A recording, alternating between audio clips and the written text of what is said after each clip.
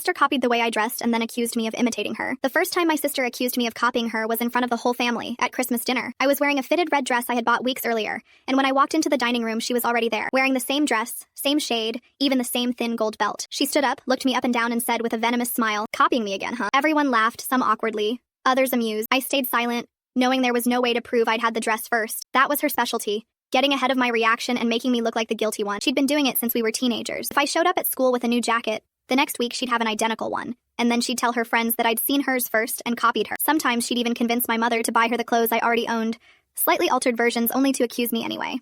Over time, it stopped being casual and became calculated. I remember telling her, excited, that I'd bought a pair of tall black boots. 2 days later, she showed up at a gathering wearing the exact same ones, before I'd even had the chance to wear mine. When I confronted her, she shrugged. "It's not my fault you have good taste, but come on, you've always wanted to be like me." My mother would usually stay quiet or worse, tell me I was exaggerating, that they're just boots. But she didn't understand it wasn't just about clothes. It was my identity, my ideas, my way of presenting myself to the world. She would take them, make them hers, and then either steal the credit or drag me down with mockery. The most humiliating moment came when I started a new job. On my first day, I decided to wear an emerald green blouse and beige trousers, a combination I loved. I posted a picture on social media, and that same week when the company hosted an informal event I'd invited my sister to, she showed up in the same blouse and trousers. She hugged me in front of everyone and said, "How weird that you'd come dressed just like me." The room burst into laughter. I tried to explain it was the other way around, but I ended up looking like the insecure one who couldn't stand coincidences. The most twisted part was that she did it with studied calm. She never yelled, never truly got angry. Her power was in the insinuation and in getting her version of the story out first. And it worked. Even some mutual friends began joking that I was following in my big sister's footsteps,